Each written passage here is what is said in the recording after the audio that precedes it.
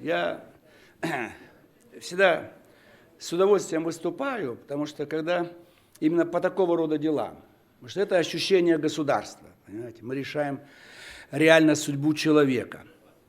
И здесь я не зря задал вопрос, когда мы ставили неоднократно вопрос о том, что мы имеем право прекратить досрочно полномочия депутата, отсутствующего полностью не только на работе, но и в стране, и не изъявившего, так сказать, срока, когда он появится.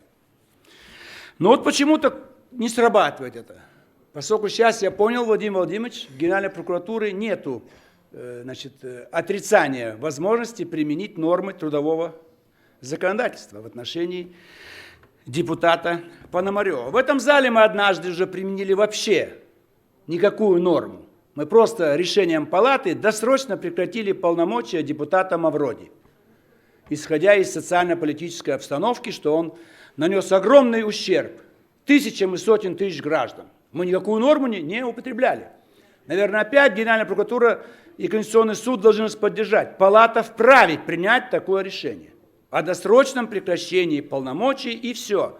И никаких оснований не давать, потому что это всем понятно, что это речь идет о людях, совершивших преступления.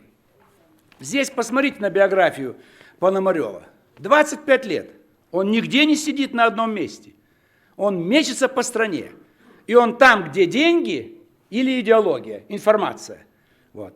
89 год. Институт проблем безопасности, развития атомной энергетики. Чего он туда пошел? У него нет высшего образования. Он с трудом получил высшее образование в гуманитарном вузе 2-3 года назад. Потом идет, собственную компанию создает, 91 год, АОЗТ. 95-й, опять он какой-то директор, компания Руспроф, и какая-то International. Смотрите, постоянно бизнес, иностранный элемент и идеология. Вот в одной сфере человек, чтобы иметь деньги и влиять отрицательно на нашу страну. Опять международная корпорация Шлумбергер. Потом, значит, в ЮКОСе он работает. Потом компания Арава. Потом зам генерального директора IBC снова. Снова должность директора Центра новой политики. Это уже демократия. Главный идеолог проекта правительства Москвы «Гражданская смена». Но вот везде он, на тех ключевых местах, чтобы воздействовать на умы наших граждан. Советник замминистра по информационным технологиям.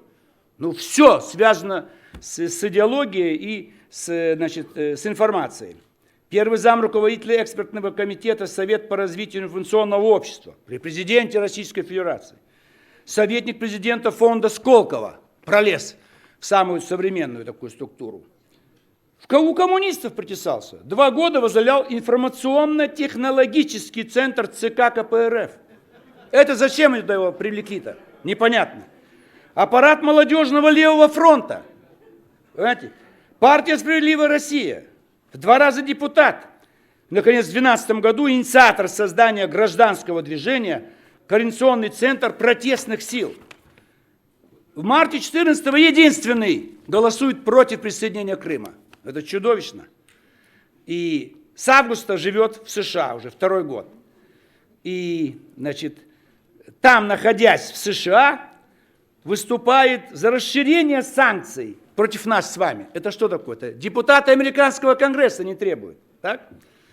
За полный запрет нам с вами, российским государственным чиновникам, въезжать на территорию стран Запада. Никто в мире этого не требует. Единственный Пономарев. Это страшно вообще. Полный запрет нам всем вообще покидать территорию России, так сказать. А куда еще лучше? Это хуже Сталина, да? Он закрывает нам занавес на вечные времена. И предложил оказывать военную поддержку Украины. Он предлагает воевать против нашей страны, но не желает, чтобы были прямые поставки из США, а лучше бы этим занялась Восточная Европа. То есть человек за войну против России, за полный запрет нам передвигаться, то есть за разгром нашей страны. Санкции любые. Никто в мире этого не делает. И это страшно. Его дедушка двоюродный, Борис Николаевич Пономарев, был секретарем ЦК КПСС. Заведовал международным отделом. Если это семейственность, то вы понимаете теперь, почему у нас начались провалы в международной политике еще в те далекие времена. Я почему хорошо знаю эту семью, потому что у меня было первое место работы Советский комитет защиты мира. И вот его дедушка Пономарев, Борис Николаевич, значит, с его помощью меня убрали. Чтобы на ее место пришла племянница Пономарева, двоюродная сестра нашего Илюши. Ей захотелось в Париж ездить. Вот, то есть это же с тех времен еще идет. 40 лет назад они уже занимались нарушением законодательства. Но это не важно, там мои личные воспоминания, но это та же самая семья, понимаете? Это тоже о чем-то говорит, так сказать.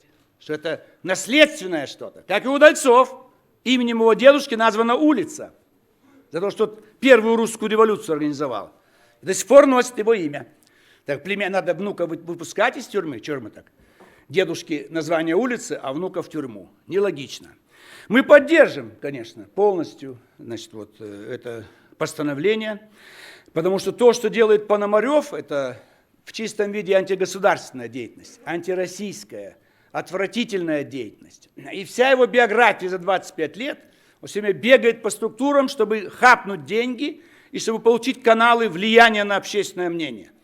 И в конечном итоге он ушел туда, где все эти знания теперь используют. То есть мы подготовили хорошего сотрудника для американских спецслужб, хорошо знает русский язык, и все, так сказать, структуры наших органов, связанных учреждений с деньгами, с информационными технологиями и так далее. И это все воспитанник партии «Справедливая Россия», которая практически отсутствует на этом заседании. Это вина руководителя партии, который привлек его в эти ряды. Он что, не читал эту биографию? Миронов. Да. Это тоже нужно понимать, что ответственность несет руководитель. Мы никогда в своих рядах ЛДПР такого не потерпим. Мы сами оденем наручники, чтобы сдать его куда надо. Ну и на будущее я предложил процедуру изменить. Не надо сюда приходить нам. Давайте дадим право Генеральной прокуратуры арестовывать без нашего этого решения утром в 5 утра. Пускай воронки идут туда по тем адресам, которые у вас есть. До свидания.